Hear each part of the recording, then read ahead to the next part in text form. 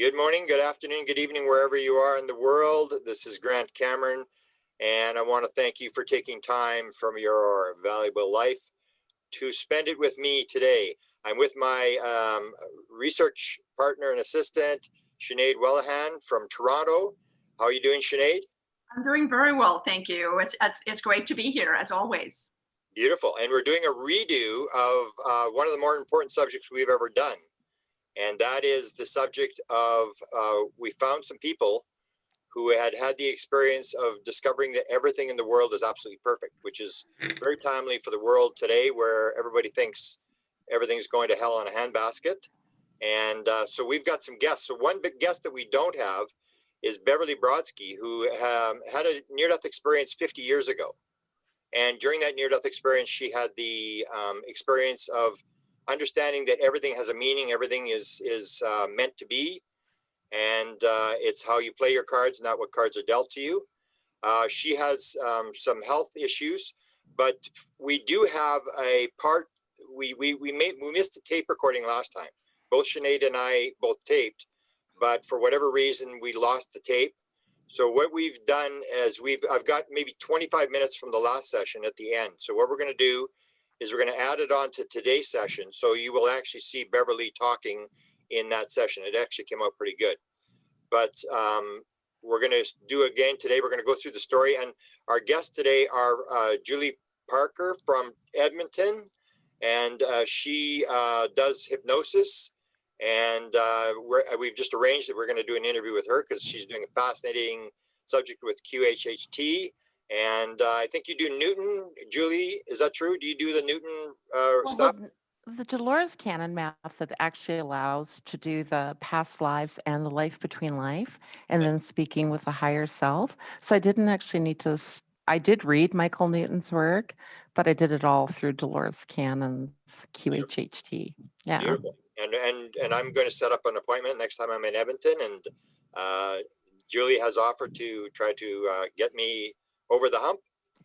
And so I'm looking forward to that. But I want to do an interview with you in the next little while too, because I've never interviewed anybody who does that kind of stuff, which I'm fascinated with what you do for a living. And then my last guest tonight is Mark Sehgal, who is a friend of mine from LA, and he's not on camera. But Mark and I attended a session in Sedona, Arizona.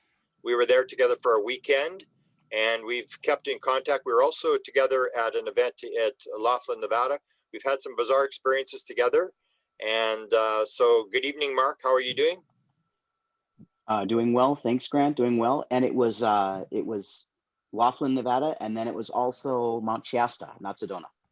Oh, sorry, Mount Shasta. That's right, because we did a book on it, and you were there. And I made the joke when I was there that you had provided the tent and the camping stuff, and it was like I was in the Taj Mahal 5-star tent, and everybody else had these little tents, and we had this big thing, and we had heating and air mattresses that you could set the how hard that mattress was. It was like unbelievable. So Yeah. Thanks for that, and we've had some good experiences, and we're going to have another one tonight because Mark is very much into all sorts of modalities. For people who know, I wrote a book called Contact Modalities, where I look at 70 different modalities. How do we get in the field? There are people who are able to access non-local consciousness, the field, the Akashic record, whatever you want to call it. And Mark has had a number of experiences, different types of modalities. And he's in my book, Contact Modalities. And so I'm very thankful to him for telling these stories. So, but tonight we're going to talk about this experience of everything being perfect. So maybe I can start maybe with Sinead, if you can maybe sort of review for me Beverly's story. Do you remember Beverly's story as to what happened there? And then we'll move to our other two guests. Sure. I don't remember as much detail as Beverly would remember, and I certainly can't translate her experience the way that she did or the way that she would if she was here. But I remember that she's got, I think, a very popular video on YouTube that's been around for quite some time where she tells the entire story. It's so engaging. And it obviously meant so much to her. And a great deal of people have responded to that, really responded in kind to that video. It felt like it's really quite remarkable. So I remember her talking about it's connected to having an NDE, right? So she had had an NDE, and that's what took her into that space.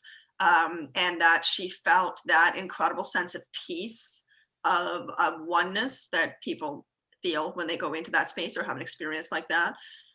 She received a very clear message that everything is as it is for a reason, and that in this dimension, in our third dimension, that part of the balance of things is the fact that there is both quote unquote good and bad. We just polarize them by using that vocabulary and by using, a language that encourages a sense of separateness.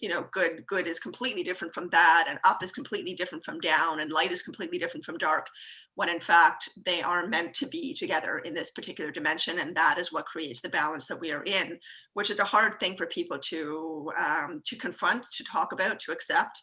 But Beverly did communicate that things are the way they are for a reason.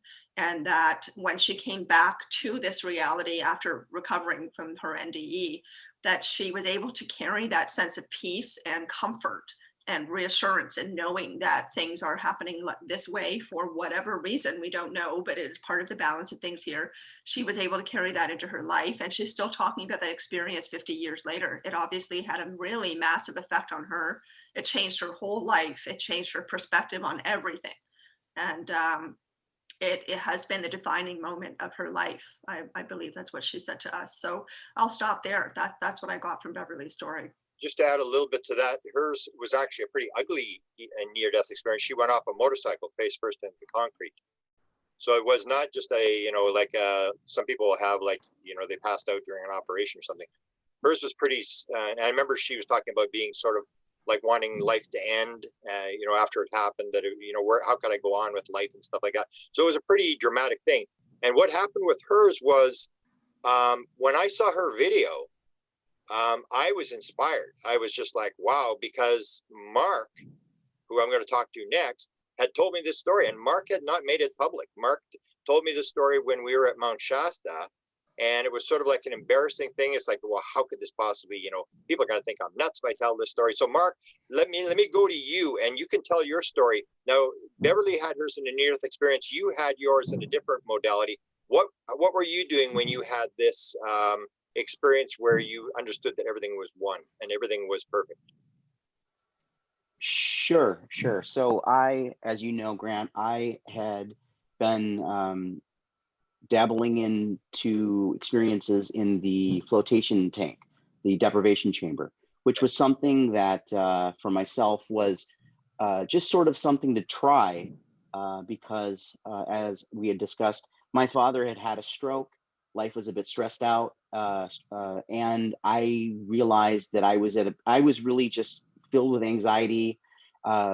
He had had issues in the past, but this was far more difficult. And I sensed that we were closer to the end of his life than maybe any time before.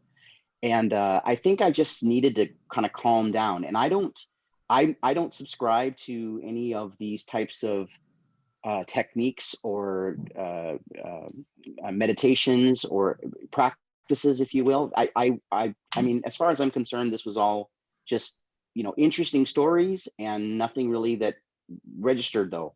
But I found myself having a sense of peace and a sense of calm. You get into this deprivation chamber, and the first question you have to ask yourself is, will you be comfortable without any input, without any light, without any sound? And it can be a bit disorienting. And I think that if you suffer from any degree of claustrophobia, it's gonna play with your senses in that way too, negatively. Surprisingly, and I've only learned this sort of since, but I found myself enormously comfortable immediately. There was zero anxiety, and I was no stress with regards to where I was. I didn't, unlike a friend or two who I've since introduced to the chamber, who I thought might benefit from it as well. One guy had a panic attack. He'd never had panic attacks before, but being inside this thing apparently set him off. So there can be a lot of varying reactions, if you will, from people. And I didn't really have any of that sort of stuff. Looking back on it now, I find that to be interesting by comparison. But in this chamber, I had go in and your 2-hour float and don't know really what to expect. It's an amazing sensation where probably 10 to 15 minutes into it, if you can calm down, as I did, you start to actually physically feel a detachment from your body. The design of the chamber is such that the temperature of the water is that of the ambient temperature of your skin. So the brain starts to lose the sense of where is the body in this space. And I think that's all part of the design. And so, people, I guess, have reported having various experiences, and I certainly did. Although mine initially was just a mere message, which at the time I thought was nothing more than my own consciousness describing sort of like my take on life. And the message was simple, and it was really something as simple as to take better care of myself. And in that state of high anxiety and stress about my father, it made absolute sense, and I wasn't sleeping well, and I wasn't, just doing well. And so I took it to heart, and I considered it a very powerful and moving experience. And I spoke about it in that way, again, registering it as just a part of my own subconscious coming through at a place when I was calm and connected and not in any way, feeling anxious about the rest of the things going on. Probably not more than 3 or 4 months later, and this now would have been my 6th or 7th float, I had an experience in the tank, which was unlike any other. And it was the one that I described to you on our way to Mount Shasta, where I was in the tank, as I've been many a times. And at this point now, whatever you want to call it, the voice or the knowing or all that sort of stuff, I mean, it had been fairly constant. And in this particular instance, I remember it actually started before I was getting into the chamber. And it was weird because normally, you got to go in and, do the whole process of settling in. But I was already experiencing it in the room and the shower and all that sort of stuff. So I get in the chamber and I'm kind of calming down. I'm calming down because this has not happened before. I'm not hearing the voice otherwise. And I get in there and yeah, I had a unlike the voice that had come in its speaking tone and its speaking way, I now had a visualization. I was in the chamber, and I knew I was in the chamber, and I would close my eyes and I started seeing stars. I started seeing like a blanket of stars around me. I opened my eyes and I was in the chamber. I closed my eyes and I was in this blanket of stars. And I knew that I was in the flotation chamber, but I was also having this optical sensory input, unlike anything I'd experienced. And the only way I can describe it, as I've read, might be something in terms of lucid dreaming, where you're dreaming, but you're in control of the dream and you are aware of it. And yet somehow I was also conscious that I was inside the tank, and I could look around and realize that I was inside this tank. So anyway, I had this experience, see the stars. I've described it before. I was apparently just energy. And as I looked down upon what would be my body in this vastness of space, I seemed to be this orangish, yellowish, almost plasma type energy. And I was just moving through space, and it was incredible. It was just an incredible experience, and unlike anything I'd ever dreamed, unlike anything I'd ever experienced. And yet, people will say it seems so real. Well, it was entirely real. In fact, I kept on opening my eyes thinking, what's going on here? Because it was surreal, actually, just unbelievable.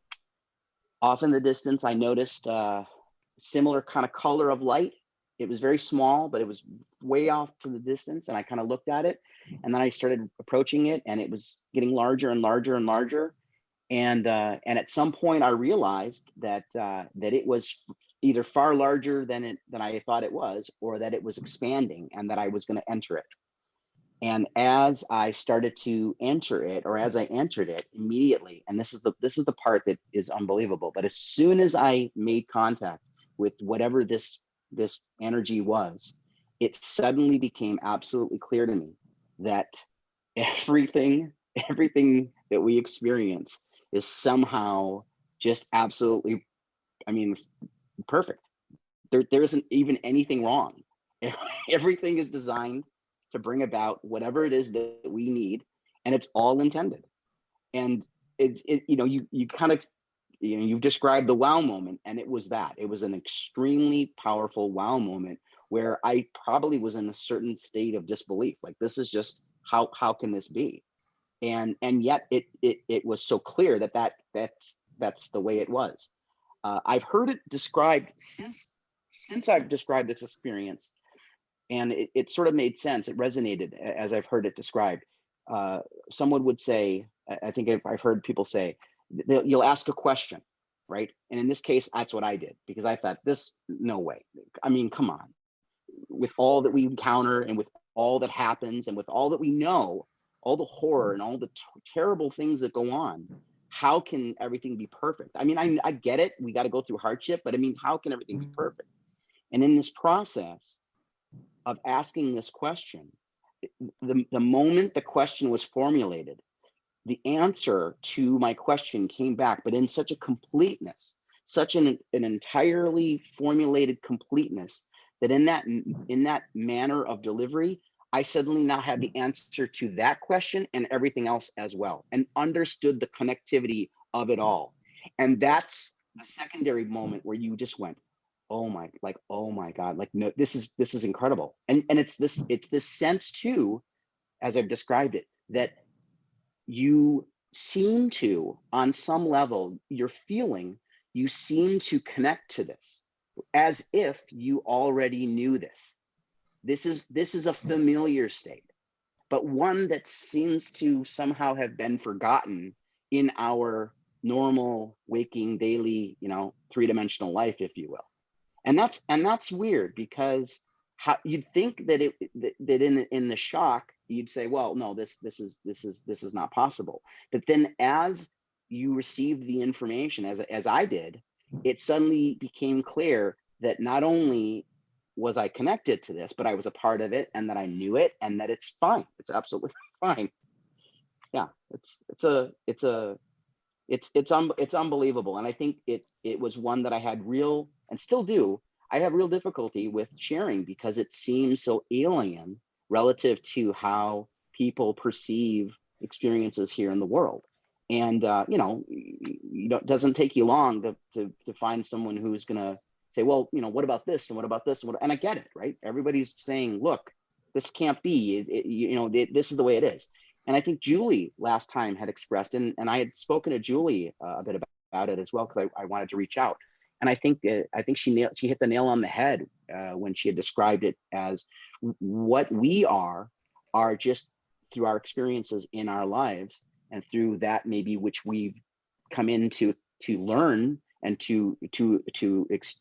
I guess somehow have wash over us. We are little perspectives running around viewing things from maybe a limited range of available information relative to our own sense.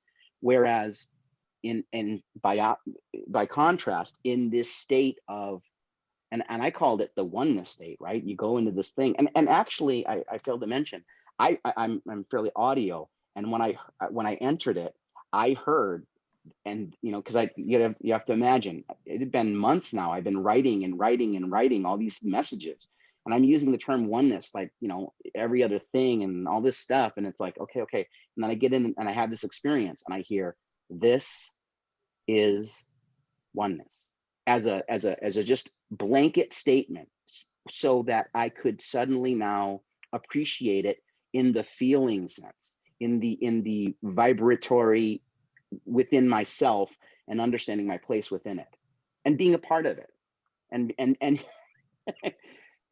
yeah, I mean, it's Beautiful. I don't know how else to put it other than it blew me away, and that I really I was moved by it. I was reassured by it, but I felt entirely alone when I came back to the regular world, and suddenly looked around and thought, how the hell am I ever going to describe this to anybody? I mean, I'm already describing all kinds of crazy things, but nothing to this degree. And I think going back to your point about Beverly, you thankfully, through your research, you found Beverly. And because we had both used the word perfect, I think you found that was the connection. And she's got, to my knowledge, she's got 2 videos. One of them is a bit longer. I forget exactly how long it is. And then one of them is only about 2.5, 3 minutes. And in the 3-minute version, she uses the term perfect. And that was the first video that I watched and went, oh my God, Grant's right. Somebody else has had this experience. I would really probably need to talk to this person. And I did. I reached out to her and spoke to her some time. Good. Let's go to Julie, who had the same experience. And I should point out, is probably the happiest looking guest I've ever had. So she must have had a real good experience and figured it all out. Because so here, fill in yours. You had the same sort of experience, but you had it in a different manner. So explain your experience with this bizarre, everything is perfect. It was bizarre because, when I had this experience, I mean, I think people usually take, plant medicine or something like that. And I didn't have any of that. It just came out of left field. I had, it was an ordinary night and I'd gone to bed, and this was the middle of June in 2015. And I was sitting on my bed and, I had a book on my lap. I was actually sitting up on my bed and I had a book on my lap that I was reading and having a cup of tea and my cat. And it was probably the last time I looked at the clock, it was about 11:15, but I can't even tell people how it happened. I was just there, right? I was just there in this place. That is love, it is love. It is energy. It's harmonic. It's light in a way that I have still, after 5 years, not been able to even begin to describe. I can't touch the surface of it. But the love and the knowingness, it was absolute perfection. There was no ifs, ands, or buts. That from that perception, you knew that everything was divine. And I felt like I had a presence with me. I don't know if that was a guide or who that was. There was somebody with me, but it never even occurred to me to look. I just felt like I was being accompanied. It's the strangest sensation. And the other odd sensation was almost feeling like it was 3D Julie peeking in on Julie the soul. And my favorite way to describe that experience now is that soul place is the diamond. But this life, as we all sit here right now, it's one facet of that diamond, right? But there's a knowingness. And when Mark said completeness, absolutely.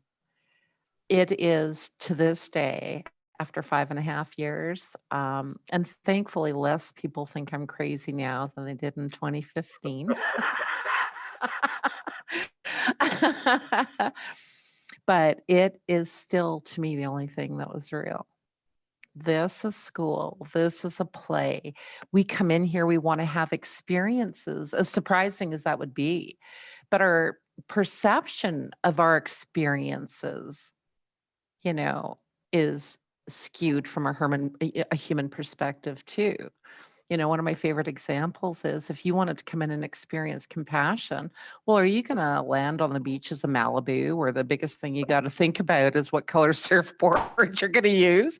Or are you going to come into a life where there's strife and struggle and there is no compassion? And so you have to dig deep within yourself to bring that to the surface, right? Wow. You mentioned the fact, and I've heard other people talk about this. Let me see if I got it right, that it was more real than the real world. So it was sort of because people will always say, oh, Julie, you were hallucinating, you're having a bad day or whatever. And I always try to remind people that the people I've talked to say, no, it's the other way around. You're the one hallucinating. Absolutely. Yep, 1000%. Because I didn't have, I didn't watch Star Trek. I didn't watch Star Wars or any of that stuff. I had no way to come up with this. I had no way to frame this. And I actually, I really struggled with it after it happened because it was so beautiful. It's like, oh my God, don't leave me here. And then I'm like, oh, I'm sorry. Like, I didn't mean it. But it was beyond anything that we can imagine here. And the light and the energy. And we are these, I don't know, essence. I don't know, and it was absolutely perfection. Like when I came out of it, I basically came out of it because third dimensional Julie was going, am I dead? Did I die? I... and I was still sitting on my bed. And I can't tell you if I was gone for 25 minutes or a nanosecond. I have no idea.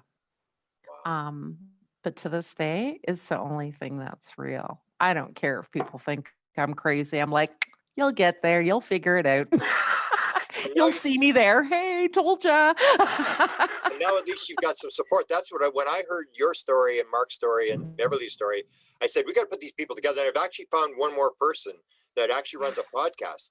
But I thought, well, I can't bring her in late or whatever. But when you get three people telling the same story, then it's like, okay, now you better pay attention because this is not one crazy person telling a story. So did it rock your world in terms of, because you've done regression, you've Oh, done yeah. hypnosis and stuff, got some weird stories that you've heard. Did it still rock your world in terms of like, what the heck? Absolutely. I mean, I think for days I was just numb. I was just so overwhelmed with what that was. And it was also, I want to add, multisensory.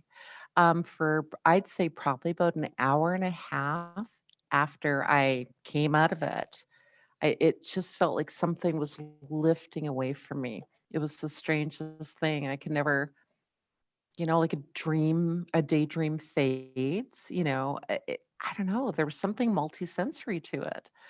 And oh, lost track of your question. No, no, I was just saying this idea that it sort of rocks you, that because it doesn't make any sense. If you look at the way Yeah. people describe it, it's like, oh no, this is exactly the opposite. No, everything's perfect. Like, what do Yeah. and you're going like, what? Like, what the heck's going on here? Like, it's so different Absolutely. than what people in the real world think is going on. Because when we're there, we understand all of this. Like I said, this is school, it's a play. So there's a different understanding. And every single thing I ever thought I believed, every single thing I ever thought I knew, gone, like just wiped off the board. I was like, oh my God, I know nothing at all, ever. And the more I learn, the less I know. That's how I feel about it. But it's interesting too, because it actually led to my work in hypnosis. Because the next day I was sitting there at the laptop, still trying to figure out what happened to me. And I'm sitting there Googling and I'm like, okay, was that heaven? Was that a Kundalini awakening? Like I had no idea what had happened to me.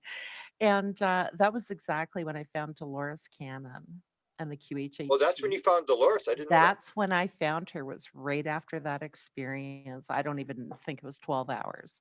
I opened up YouTube because, of course, everybody knows everything's on YouTube. Everything worth looking at, yeah.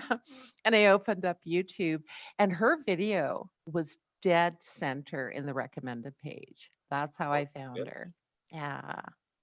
I'll turn it over to Sinead, but we're going to go back to Mark and ask him whether he had any sort of link into whether this was a link into something else later on, the synchronicity after that. But go ahead. Sinead had a question she wanted to ask. Thanks, Grant. Yeah, I have a couple of questions actually, both for both Julie and Mark. So Julie, first of all, I want to give some props to your wonderful, wonderful laugh. I just love hearing you laughing. It's the best. So thank you for bringing that wonderful, bubbly joy to the conversation here. And my first question for you both would be, Julie, you just mentioned that when you had this experience, it changed your perception of what you thought you knew, that everything you thought you knew for sure just went out the window. And I've heard Mark describe it sort of like that as well. And I'm wondering for both of you, what are a couple of examples of things that you were sure that you knew that then instantly disappeared because you understood that you had an incorrect understanding? What are a couple of examples of that? I think our perception of things like karma would definitely be one. you know, because when we come into this life, and if we've had like, you know, a lot of suffering, a lot of challenges and things like that, a lot of people kind of secretly hold it inside of themselves. They're like, wow, I must have been a really bad person in the past. Like it's a perception of everything. Do you know what I mean? Like it's one of the things I try to do with sessions. It's like, put down that suitcase of rocks. You don't need it. Do you know what I mean? It's the understanding. And because everything is perception, I mean, it's that old thing where you hear three people see a bank robber and they all describe something completely different. That really is our journey. And the other thing is too, is I started getting a lot of, I guess I would call them dreams and downloads after that experience. And they continue to this day. And sometimes when I would be struggling with something in my mind, trying to understand it, it was like they would show me close up to something. And I don't know who they is. Sorry, no idea. They're just there. But they show me something with me struggling with something close up. But then they pan me out. And when they pan me out, then I'm seeing a bigger picture and how it spiders out. So everything is divine, even the things that look like crap. Everything is divine. It's got its place. It's our perception that's not able to grasp that. I fully agree. And Mark, what about you? Thank you, Julie. What about you, Mark, in terms of the things that you were sure that you knew that then went out the window once you had that experience? Oh, I guess what really stood out for me was that I had been writing about various messages about love and various messages about oneness, and I had multiple manners of expressing, you are the universe and the universe is you, and all these things are connected and all this sort of stuff. And it's interesting that I had been writing about it and writing about it and writing about it almost, feverishly at times. And was a bit uncomfortable because it just seemed to be the same thing over and over, but represented in many different ways. And then in this, as I said before, as in this experience, it became more than a concept. It became a recognizable feeling, and one that struck me in maybe a core knowing, a core sort of understanding, something that transcends maybe the rational mind, that the processes of when things make sense.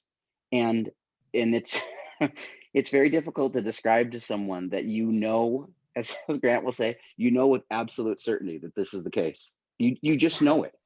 And that's the part where if there's one thing I wanted to address at all in this conversation, it's that I just don't know if it's really possible to convey the completeness of these types of experiences without people themselves delving into these areas and trying to make contact for themselves. And if anything, if there's anything that I felt this way as well. I mean, I'm very much like you, Grant. I prefer not to be on camera. I prefer not to be the person that is leading the discussion.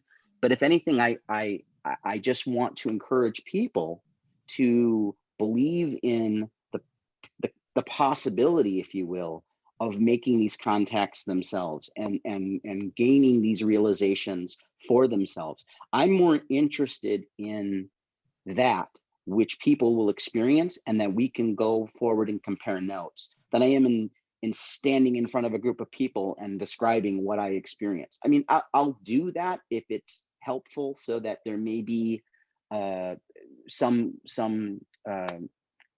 confidence inspiring sense that it might bring to people. But overall, I'm more interested in encouragement. I'm interested in fostering a belief that people ought to have in themselves and the ability by which to go forward and to have these experiences. And I think it's great that with what Julie does, she's offering people that opportunity, right? Through these approaches of hypnotic regression and going back into stored data, if you will. I mean, I had an experience just this last time in Mount Shasta that I had described to Grant, and Grant so correctly responded, said, "Well, yep, I guess so. You know, you saw something and something happened, but the only way you'll know for sure is to go get a regression, because more than likely, you just, you know, there's really there's no way by which to address that sort of stuff." And so, yeah, that's it. I don't know if that answered your question. It's just it's there's a seeming failing to try to convey the impact an experience of this nature has for the person. And I would say, you know, if we're talking about Beverly's experience, which happened in 1970, and I was born in 1970, so I mean, it's interesting when I think about that amount of time has gone by, my whole lifetime, and she can still recall that experience and derives her sense of guidance and a sense of peace from it moving forward in her life. And I look forward to the day when maybe I can be as comfortable about these types of experiences. I still and I'm sorry to disappoint you, but I still find myself questioning the validity of a lot of the various things that I encounter, because I've had many strange things. Some of them seem to make sense and some of them don't. And so I'm always, you know, left brain analyzing, and maybe it's not as helpful as to just let go and try to, you know, return to that place. And if I'm being honest, and I am, you know, I still float. I still make every attempt to do that, and it's because of that experience. I'm very much wanting to reconnect, because I do believe there's an enormous amount of information, an enormous amount of knowing that comes from those types of experiences, or these types of experiences. Yeah, I mean, as you just said, like you just stated that, you know, for you, you need to keep kind of going back to trying to find that space and be in that space to better understand it. And I agree with you. Not on that, but of course that's your personal experience, but just in the broader concept that really is connected to that, of people really only being able to understand this kind of thing if they've been there, right? That really is the only way to understand it. You go into this nonverbal place, right? It's not about language, and language is very limited in terms of explaining it. So I just want to move on to my second question. Both of you have described this as being a kind of spontaneous, out of nowhere, you know, unexpected, random kind of experience where you just suddenly had it. But we know that people do create causes and conditions for those things to occur, right? Like there are maybe ways of thinking or feeling or perceiving, or things that we've investigated or been curious about in our lives, that form little cracks in our shell of disbelief that then allow us to crack open to being able to have that kind of experience that the two of you are describing. So my question is, although it seemed random and unexpected and, you know, out of nowhere, do you feel that there were causes and conditions that you had created in order for that experience to occur? And if so, what are I think for myself, I think I was definitely at a time of seeking. I was not just career wise, but definitely purpose. I had always been somebody that liked to work from my heart. And, you know, I'd had some really, you know, interesting jobs along the way, but I always felt like I was tied by bureaucracy. And so I think if I was to pick the dominant thing in the back of my mind, that was probably it. Like, what is this? I don't understand. Right. But whether or not that caused it, I have no idea, because I didn't expect it when it happened. But I would say, though, probably in the 18 months prior, that was a personal something tumbling around in my mind, though I wasn't actually speaking out loud about it. so kind of an openness to possibility, and an openness to, Yeah, I'd always been a seeker. Yeah, I'd always, you know, been reading the books and trying to understand more, but that went beyond anything I could have ever imagined. anything. Can I ask something in regard to this? Was it a situation of trauma? Because lots of times you see when these events happen, you're mentioning this, you're seeking, was it like a traumatic period of life where you were sort of like, you know, running out of like, what's going on? I'm not getting anywhere. Your wheels are spinning or whatever. Because you'll hear that with AA, you know, when you hit the bottom, that's when you have the enlightenment experience. And I think Mark will back that up with his experience as to what state he was in. So you were mentioning, so was it like a traumatic state or just a confusing state? You know, it wasn't traumatic. It wasn't a traumatic state, though it definitely was questioning, because I'd had a lot of things through my life happen that were traumatic. You know, I had a childhood that, you know, to say it was colorful would be the understatement. Hell yeah. um, but it was kind of, yeah, you know, I was 47 years old and I'm going, what is this? I don't understand, right? So I wasn't actually going through trauma at that time. I had broken off with a relationship. I was at a crossroads trying to decide what direction I was going to take with my career because nothing was fulfilling. And that was the other thing I think that was really getting to me. I didn't want to just show up and clock in. I wanted to do something bigger. And so, like I said, just how it all tumbled together, you know, with Dolores Cannon and everything. She had never come up on my radar for all my looking, right? Interesting. And I mean, Julie, I remember you telling us before that you had some experiences early in your life or earlier in your life. So this is part of a journey that had already started, and you were reaching a new level of that journey by having this experience. So Mark, what about you? Do you feel like there were any causes and conditions? I mean, I know that you also had experiences, I believe, before you went into the isolation tank. But do you feel that, you know, maybe in the few years leading up to this experience that you had of this vision of everything being perfect, that you had somehow created causes and conditions in yourself, in your environment, both, that allowed for this experience to come to you? I'd say that, yeah, I was, you know, given that I had been writing and hearing a voice in the tank primarily up to that point, and been having sort of these profoundly moving realizations of connectivity and love and the importance to incorporate this in your life. And through these various experiences, I was, of course, looking at myself and looking at my choices and looking at the manner by which I was living and experiencing the world and the people in it. And I distinctly remember actually thinking about the relationship that I had with my brother. I've got a younger brother, and just sort of the things that we had gone through and our lives now as adults. And I remember thinking, probably not too much prior to my experience in the tank, the oneness experience, I remember thinking, and I can distinctly remember I was in the shower. And, you know, I was probably in that receptive state, and I was thinking about the concept of love, and I was thinking about forgiveness.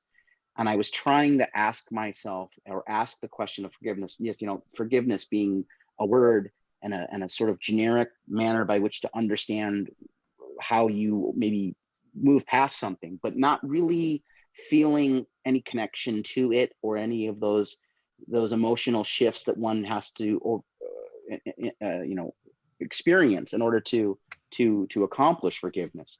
And I remember asking the question, like, well, then how is it that you forgive? How do you forgive? And literally leaving it out there like a hanging question. How do you forgive?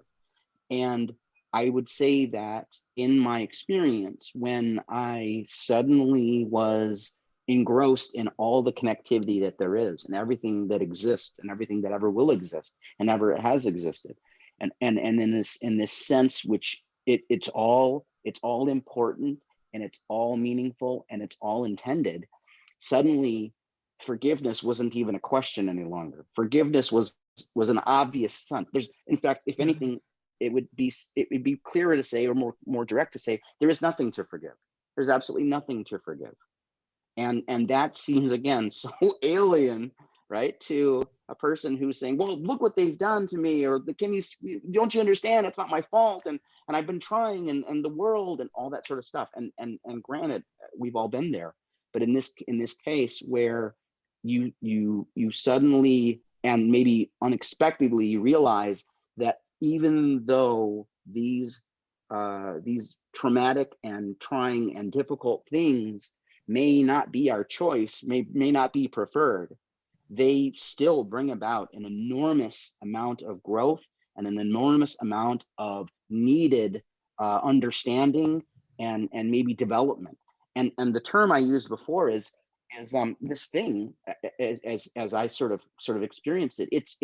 It's everything all together happening simultaneously, and it seems as if, in a sense, it's trying to check all the boxes and dot all the I's and cross all the T's and experience everything that there is.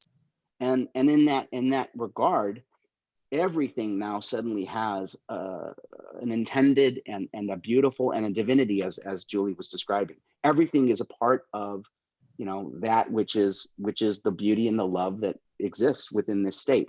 And again, it sounds so woo-woo and la-la to say that, but it really sort of is. I mean, to forgive that which has happened, and to also forgive yourself, right? To move past all that you could, because we often look at ourselves as being separate, but we carry with us that charge of regret and a sense of maybe despair, or a sense of sorrow over what we've done. That person who you didn't look in the eyes, or that person who you just disregarded, or that thing that you later look back on and said, maybe I should have been better. I should have done more.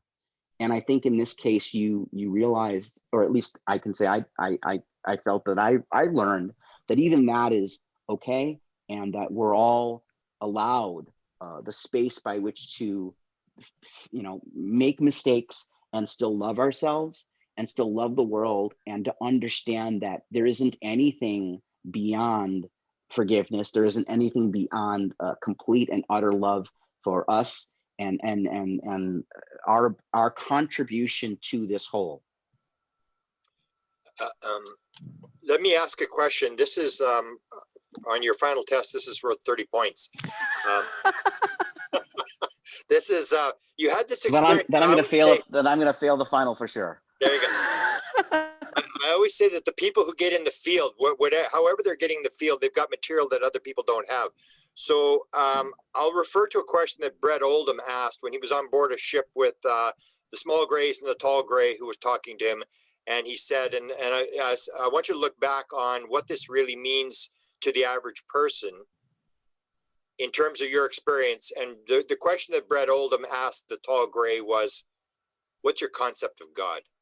So after your experience, how would you define God, the meaning of life, all that kind of stuff, to somebody who hasn't had the experience you've had? Wow. I see God in everything now. Everything. I see God in the most mundane moments. One of the things that really struck me about that experience is because of the oneness that I experienced in those moments or minutes or whatever that was. Nobody's a stranger, ever. Nobody, right? So I've got to say, I see God in everything now. Yeah, even the things that might not look like it. That reminds me, as a practicing Buddhist, there's a concept in Buddhism that everyone has been our mother. Every single living animal or human, insect, even because of reincarnation, has been our mother, and we have been their mother. And I've always really loved that idea because it fosters so many of the things that you and Mark are talking about, having compassion for other people and bringing forth this feeling of love and connection with even Absolutely. people you don't know. And when Mark touched on the forgiveness, that was such a huge, I think, part of it for myself as well. And not just forgiveness of others, but forgiveness of self. And that's a huge part of my work, right? Putting down the suitcase of rocks, because we are so loved and we just can't even perceive it. We can't wrap our minds around love like that, you know. Like immediately after the experience, you know, aside from the shock and awe, what happened? It was love. It was just for the first time in my life, I didn't feel alone. I realized I wasn't and I never had been. So that was a pretty cool thing. Beautiful, beautiful. And Mark, what about you in response to Grant's question? What about you? You know, I wrote down in one of my earlier experiences, I wrote down that as it was explained to me, God, the universe, and love are three interchangeable terms. It's all the same thing. And again, we find difficulty in trying to find the language by which to describe an experience or a feeling. I think rather than use the word God, and even nowadays, given the vastness of everything and what we seem to be discovering about the nature of reality and or the dimensions that may exist, even using the word universe can be somewhat limited in terms of what that may encompass. But instead, to just use the word love.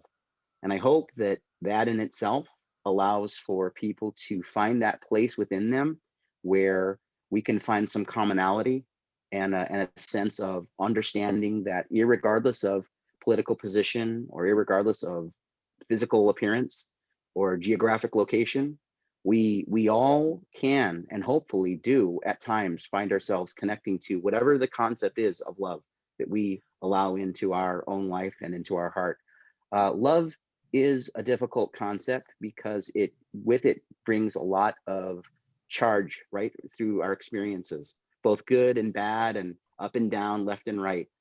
We can experience the birth of a child. We can also feel the loss of a divorce or of a separation of sense, a sense of real sadness, a broken heart, if you will. But I think that love is probably the way in which I would describe it. It seems to me as if this is what it's all about, and I, you know, sometimes I worry that maybe I was a kid who didn't get enough hugs or I didn't feel enough love, and so maybe I fostered and created these sort of experiences as a result. But I do look around, and if there's one thing that allows me to recognize the importance of all things that seemingly are outside of myself, but that I realize are not, and that is that there's a commonality, which is we are all longing to have more love and feel more connected to it. And through this experience, I think what I learned prominently was that it's available. It's available to us, and that we ought to be encouraged to believe, and we ought to be encouraged to go forward and really just be the best versions of ourselves that we can, understanding we're going to have limitations and understanding that we're going to make mistakes, but to remember that in the greatest picture of all, nothing is without intention and nothing is without a greater purpose or design. And again, I'm not even a religious guy. I didn't grow up with any of this sort of stuff. So it's I listen to myself say these things, and I almost have to laugh because it just seems completely strange and you know, it truly, I mean, it's you know, I would describe some of these experiences to my wife, and she's a practicing Catholic, and she would always say, well, why does it have to be, you know, she would go to the little green man. Why does it have to be little green man? And I'm saying, I don't know that it is little green man. These are the stories that people are describing. I've never had any of those. I've never experienced any of that sort of stuff. Doesn't mean it isn't real. It just means that that's not what I've experienced. But in this case, I think, again, I go back to the concept of love and the concept of a sense that you are included and that and that you are eternal. Beautiful. Julie, you were nodding there. What have you got to say? I just loved everything that Mark just said. Absolutely bang on true. You know, right now, because we have so much polarity going on, and this year we're on the crazy train to crazy town. But, you know, I've been saying to people, you know, when I had that experience, not only did we not have bodies, but we didn't have gender, We didn't have politics. We didn't have race. We didn't have religion, right? These are our costumes, right? Yeah, it makes me think about, I mean, here in this conversation, we've mentioned God, Catholicism, Buddhism. I come back over and over and over again when I hear the stories of people in our community that, and other people, actually, other people who are not in our community as well, people who are religious people, who may be Buddhist or maybe Muslim or maybe Christian or whatever, that the same message exists, in all of these communities. It really, really does. It can become corrupted. It can become, it gets off a bit, the beaten path a bit sometimes, but really all of these, every religion has been founded on the same tenets of love, kindness, connection, being there for each other, all these things that we have a hard time following sometimes, and the fact that they have different names in Buddhism, Catholicism also creates this illusion of separateness. And of course, if we were to go to somebody who is very staunchly religious, I mean, Mark, you were kind of alluding to this a minute ago, but if we were, I'm going to take it a step further, if we were going to go and have a conversation with someone who's very staunchly religious in whatever religion and said, oh, I've seen a UFO and I've had downloads all my life and I've seen this and I had an NDE and I went to this other plane and experienced, they'd look at you like you're bananas, but really the language is actually the same as what they are talking about in their religion, right, in their religious practice. So I always find that really, really fascinating because I'm reminded again and again and again that we all of this and all of us come from the same source. We just give it different names, we label it, we have to separate it, right? We have to put it into neat little boxes and try to control it and categorize it. But really, if we just surrender to the commonality that everyone shares, that's what it is. It is love, it is kindness, regardless of what we call it, what color it is, where it exists in the world, it doesn't actually matter. And so hearing the two of you explain this so beautifully and also draw in, I love the examples you're drawing in of the duality that exists, the pain and suffering we go through, trauma, but that it serves a place, it serves a purpose in our lives, that pain and that suffering, because it's an opportunity for us to become wiser, to become stronger, to progress. And I feel like both of you are explaining that so beautifully and giving really wonderful examples. So I don't have a question at the moment. I'm just really enjoying this. But, by all means, please speak more about your experience, anything that you might want to share with audiences or something that might have come up in your mind during this conversation. Please feel free to share it right now. I think human beings are alchemists. I think all these experiences and traumas and everything that we go through, that is the lead that we spin into gold, right? Wow. Beautiful. Yeah, it's funny how we put such tremendous effort into resisting this source that exists in all of us, that is true in anything that is alive, including the planet itself. We resist it. It's such an odd thing to do, considering how wonderful it is and how good it makes us feel and how much benefit it brings to our lives and how it changes our minds, our perceptions, our hearts. It is really a very bizarre, perplexing at times, and sort of hilarious aspect of human nature that we insist on creating problems for ourselves. Like we make a point of doing it, whereas all of that effort could be put into the opposite. Could be put into fostering this sense of joy, love, connection, oneness that you both experienced in what you went through. I think it's almost like you go through a shedding, right? Because as we're going through life and we're like collecting things and collecting experiences. And I saw the greatest analogy the other day. I think I saw it online about a $10 bill, when you're getting enlightenment. And it's not like finding a $10 bill crumpled up in your pocket or something. It is shedding those old beliefs. It is shedding the scars, and, you're releasing, shedding. And then all of a sudden, your world's a different place, right? Yes, shedding the perceptions of separateness that we cling to so much. Yeah. Yeah. What about you? Do you have any comments here?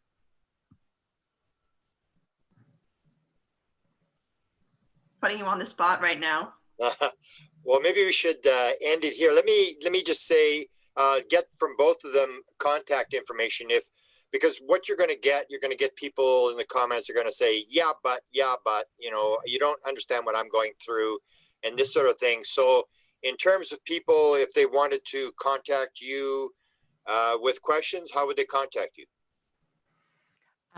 They can get a hold of me at julieparkerqhht.com. There you go. And Mark, maybe the questions can come through me, or do you want to take them directly?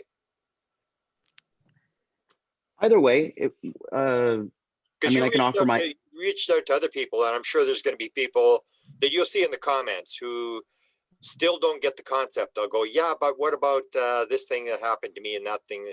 And I think it's pretty powerful that you get three people telling basically the exact same story, and that they didn't anticipate this. It didn't make any sense to them. So yeah, I think you would be very, very helpful in terms of talking to people that still have questions about this. Let me offer my email address, and two, to add to that, if anybody reaches out to you directly, Grant, or you, Sinead, I of course please forward them my information. It's my first name, Mark, M-A-R-K, dot my last name, S as in Sam, E-H-G-A-L, and that's at Gmail. And I was kind of wanting to describe something that I thought was interesting. It puts me into a place where I have to go into a story, and I don't really know if I want to go into the story. So let's just say that in my most recent trip to Shasta, and Sinead, you'll enjoy this because everything sort of has been happening in threes again, if you will. But in my most recent trip to Shasta, I wasn't sure that I needed to stay with the group. And I had received some type of a message 2 or 3 nights before my departure. And I found myself in a different location to the group initially upon arrival that weekend. And I thought maybe I was supposed to stay there, but I really wasn't sure. And anyway, long story short, I had to make a decision, and the time was eroding, and I decided to go ahead and join the group. But it kind of lingered in my mind as I was there partaking in the weekend. And I want to say it was either Saturday or Sunday. I think it might have been Sunday. This year's event was 3 nights. It was Friday, Saturday, and Sunday night, and everybody departed on Monday. And I guess it was Sunday. One of the guys who's been there each year, he and I had shared some time the previous year. I don't know if Grant knew this story, but on departing the cave, we went to the caves and we were leaving, and this guy was having a tough time of it. And he was just recently separated from his wife, and he's got 3 little girls, and it's just this really, tumultuous story. Yeah, I know who you're talking about. And we were sharing some time, and I shared something with him, which I won't go into now, but I shared something with him, and it was pretty powerful, and it was a physical thing. And we witnessed it together, and it was something I was having difficulty with. Anyway, then I wished him well, and we went our own ways. And this year, now a year later, this year in August, we were there on Sunday, and he was describing an experience, and he stopped and he said, and yet I know that everything is perfect. And I paused, and I turned my head, and I interrupted him, and I said, Lino, I'm sorry, could you please repeat that? What did you just say? And he said, oh yeah, everything is perfect. Everything is exactly the way it's supposed to be. Right. And I went, what, and suddenly in this moment, I knew that I was supposed to be with this group. That was important for me. And we've since talked about it. In fact, I had a 2-hour conversation with him yesterday. First time we had a chance to talk since Shasta in August. And it was really interesting how he distinctly remembered also our conversation outside of that cave, and what that moment shared. And truly, I have to say that I went out on a limb myself and put myself into a potentially uncomfortable place to share with him this physical observation that I had been making, and did so with the hope that maybe that was, going to manifest itself for him in some positive way. And it seemed to have. And not only that, but he used those words. which I just couldn't even believe. I could not even believe that it came out of his mouth, and that that was the manner by which he described how he starts to see the world these days. And I went, wow, I mean, you know, and then I hadn't even shared this oneness experience with him. And really Grant was about the only person who I'd really talked to about it. So it was pretty incredible. Beautiful. Sinead, do you have a question? That's amazing, Mark. Thank you for sharing that. That's a great story. I really enjoyed hearing that. I don't think I've heard that from you before. And yeah, I do have a question. So my question is kind of alluding to or jumping off from what Grant mentioned earlier, that, you know, people who are watching this or people who might hear about this concept of everything being perfect exactly the way it is, many people would have an issue with that, because of course, there are so many people around the world who go through a great deal of pain and suffering all the time. And that pain and suffering can dominate their entire lifetime in some situations. Many people in the world are more privileged than others. So with regard to that, do either of you have any thoughts about how you would respond to someone who would bring that up? You know, someone who would say, well, what about people who are starving, or people whose lives are devastated by war, by famine? How can that possibly make any sense? How can that be perfect? How can that be, you know, happening for a reason? How would you respond to someone who might say something like that? That is such an interesting question. It's so potent. I always, you know, one of the things I tell people is actually like look into Edgar Casey's work too, you know, because he actually touches on these concepts a lot. Because I find it hard as a human being with some of the things that I know, you know, is going on around the world. I just, you know, it's so, even knowing what I know about this perfection, you know, and I'm like, wow, what is the soul's journey on this? And that's, once again, I come back to perception, because we perceive things so differently here as a human than you do from a soul's point of view. And we're looking at things in a very linear, simplified fashion, I think, compared to what the bigger divine picture is. Yeah, the human part of me still struggles with that, but I do know that there is something much bigger at the wheel, right? And we will get into that when I interview you, because you do. I've had 5 major experiences in my life, and one is watching Michael Newton lecture. And so we'll get into this whole thing of reincarnation and soul contract when we do the interview, and that may help some people as well. So people stay tuned for Julie's upcoming interview. And Mark, what about you? I was just going to say, I'm glad you brought that up, because I think it's an interesting aspect of it. You know, you've described before the concept of, you know, what is reincarnation and what's the evidence leading us towards. And I too look at a lot of that stuff and have, one of the things that really stood out in my mind was, I believe it was Leslie Kean's work regarding some of the kids who have memories of previous experiences. And, you know, of course, skeptics will say, well, you know, it's, you know, kids make up stories and kids are all over the place.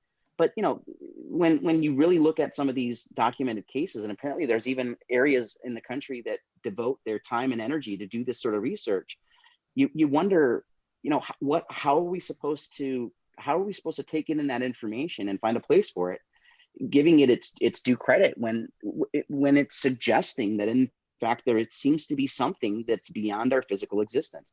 To that I would add, and Grant, you're entirely more familiar than I am, but how is it that the reoccurring question, and not that I've ever had to answer it, that I'm aware of at least, but nor have I found myself in front of the council or the panel or whatever, but why is the question, how did it go? How did it go? It's such a sort of detached question. How did it go? Well, what the question is, how did your life go? And you're being asked the question, why? Because it was your plan. It was. And I think this is the part where the honesty of recognizing that we in fact are in control of ourselves, and that we do not have the ability by which to point the finger and look at even something as terrible as, say, poverty or drought, or just wherever you may be, and say, no, but you have an opportunity to choose who you are and how you are going to or not going to incorporate this knowing, and I'll say knowing, that love seems to be the basis by which we are all bonded. And I think that concept of love, depending upon your life's experiences, may seem more unfamiliar to certain people and to certain lives. And therein lies maybe a greater amount of, again, the perspective, a greater amount of work by which to then reach it because of again, the trauma, right? The difficulty. And to that point, you could then possibly ascertain or derive that it's how far away did you put yourself from love to recognize its importance, right? How difficult did you make it for yourself so as to reach that which you needed to become? Muscles grow as a response to the demands you put upon them. I think we grow ourselves, we grow dependent upon how far and or how much strife and or difficulty we put before us. And in that regard, I mean, again, I go back to some of the comments made in these discussions. Where is there the longest line, Grant, in the reincarnation, right?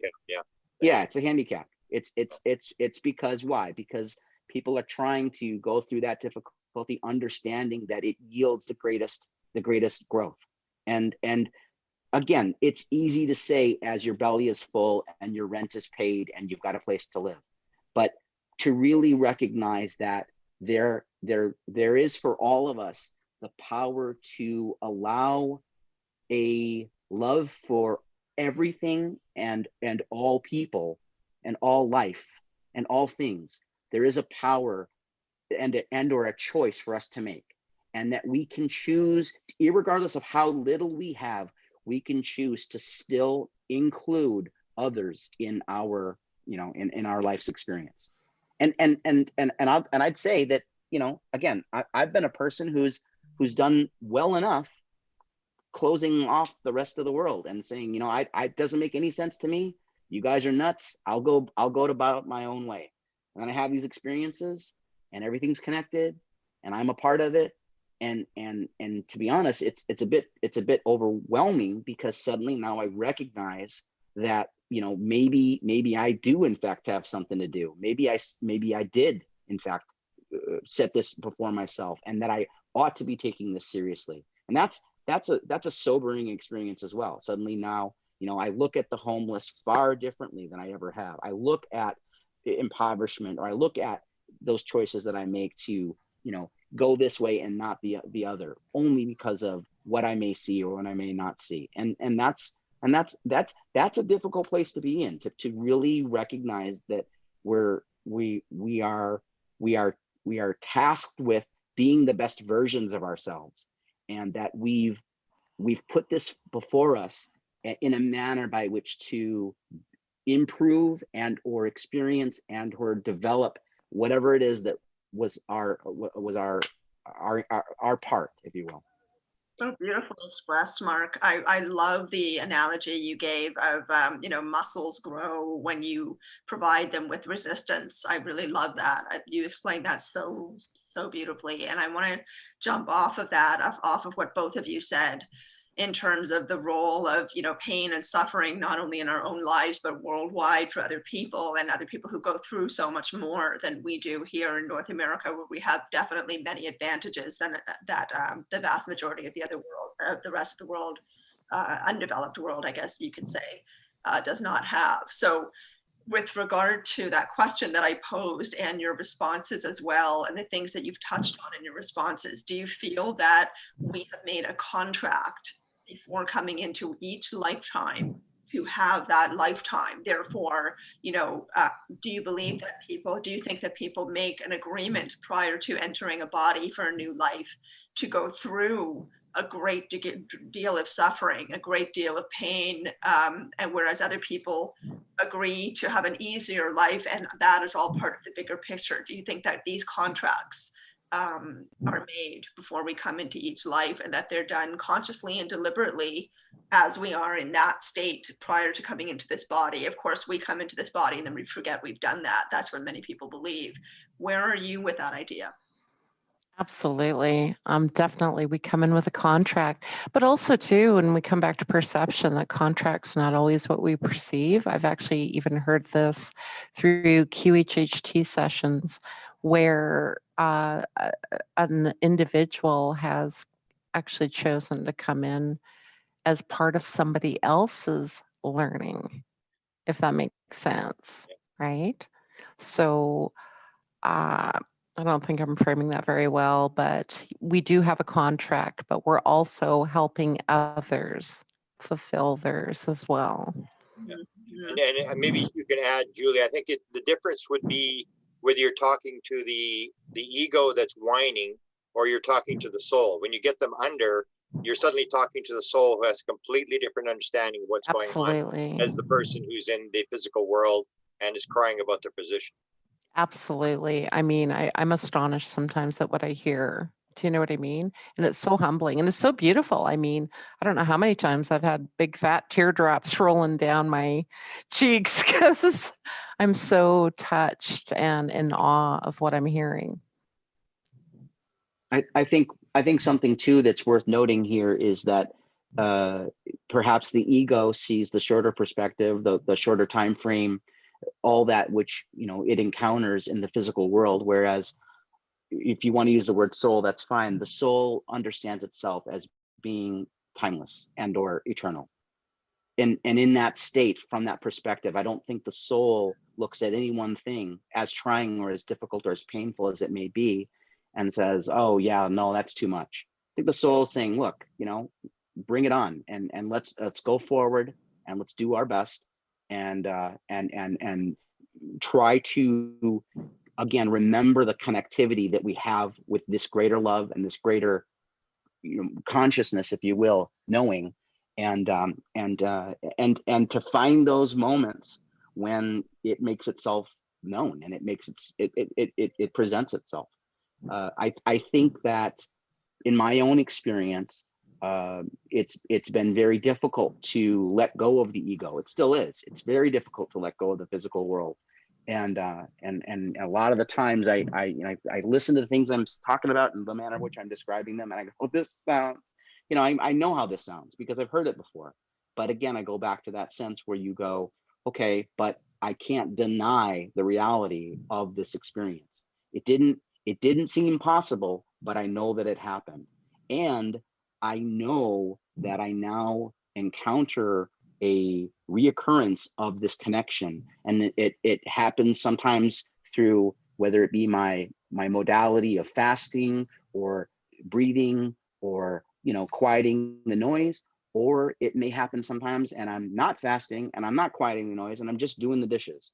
And it's weird how that is. I don't quite know yet how to describe that, other than it seems to be maybe a manner of living your life that you become more and more and more familiar with, and therefore the walls or the borders or the restrictions that you might have previously had they are reduced over time, and you now are more likely to fall into these states more easily and be more aware at greater frequencies. I don't know. I think that's brilliant because I think everything comes down to love or fear, and the ego will usually come from a place of fear, where the soul will come from a place of love. Beautiful. Mark, do you believe that we make agreements or contracts to go into certain lifetimes?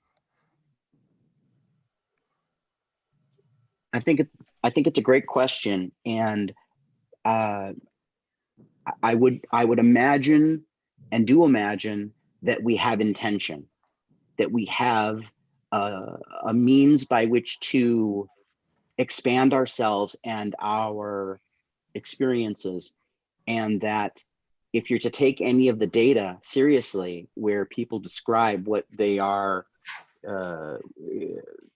discussing and or conveying and or just encountering in between the lives, then there's that data point.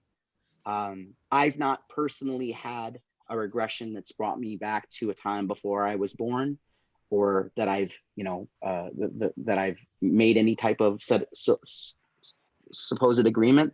But I do believe the data speaks for itself in this regard. Um, I would tend to think that the concept of a contract, from the standpoint of where we exist in the 3D, it's perhaps a bit rigid in its construction, whereas otherwise there's maybe a greater fluidity to the manner by which we evolve, and we perhaps have moments where it changes and it adapts and it forms as we go through and have our experiences. But that's not to say that we haven't maybe made those choices for ourselves. I do tend to believe that through my experiences, if there's one thing that I also do very much believe in, and that is that we do have to take ownership of ourselves, and we do have to take ownership of our choices.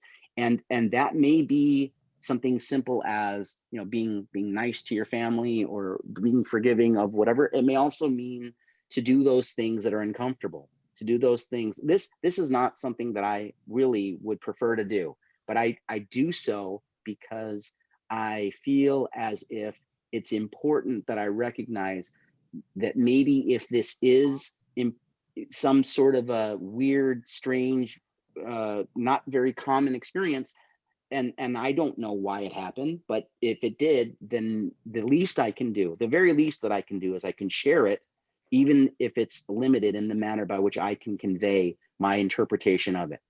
But again, I go back to this idea, which is the greatest goal I have is to encourage those out there who might be interested to find that path for themselves along the manner by which to have their experience.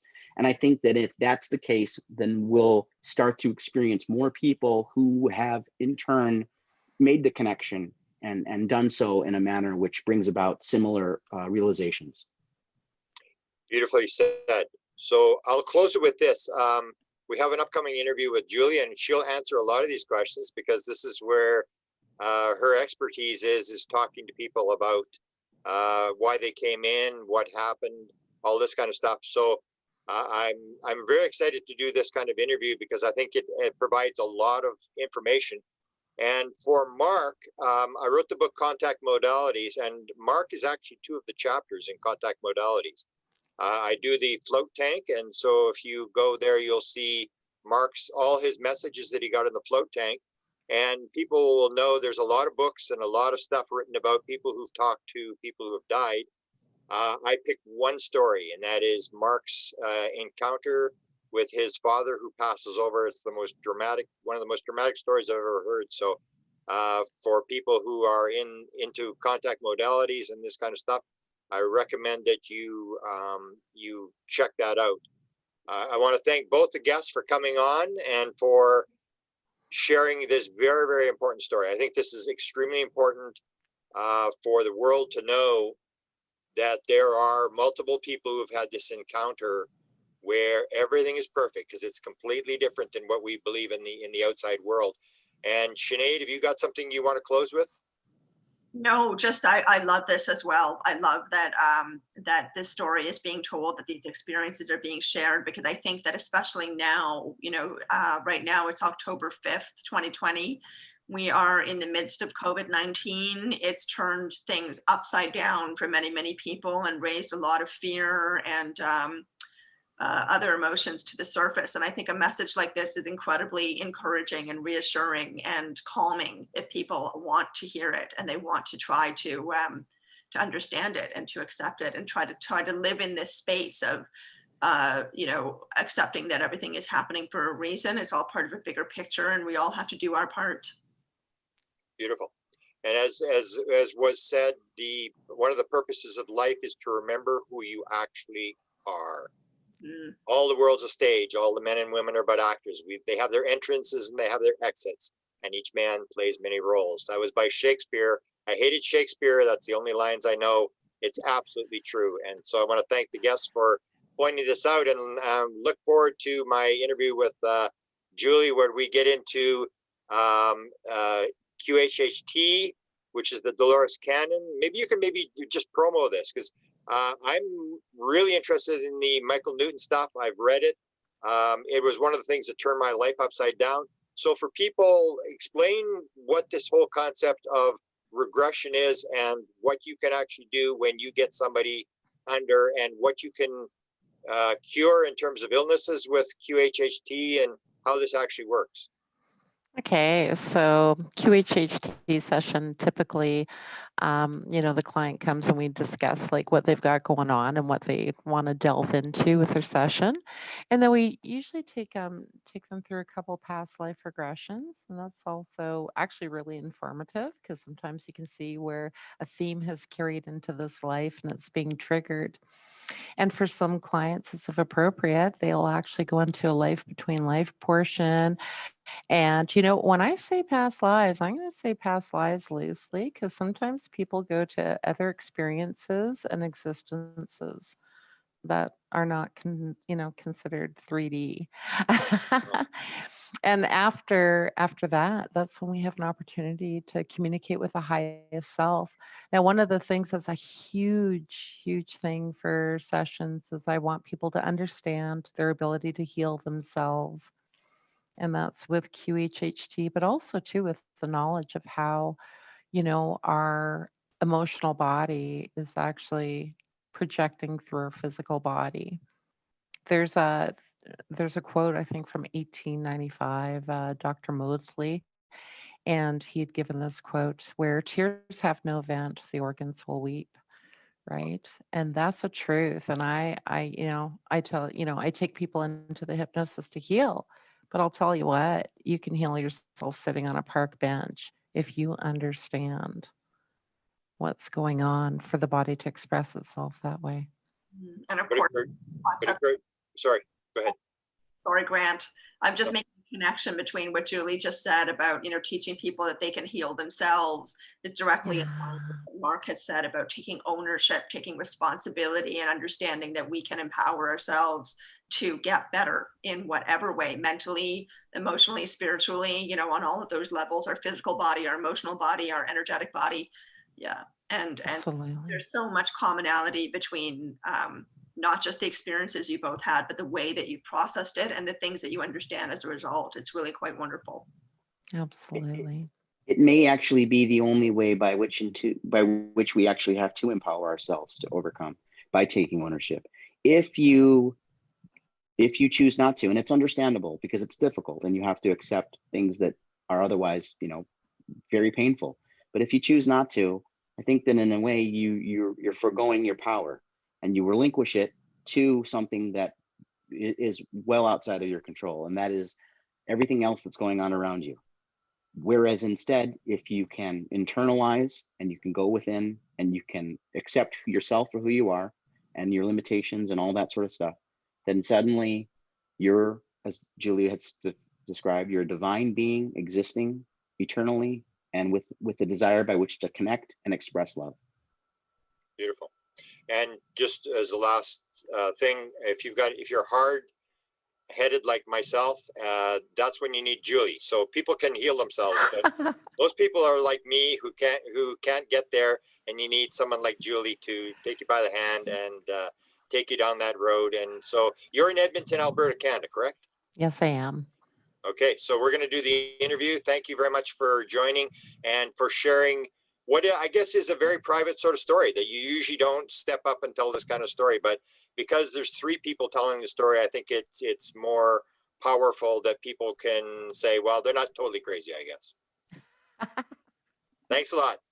Thanks so much, Julie, and thanks, Grant, for doing this and putting this up on your channel. It's such a valuable thing to share. Thank you so much.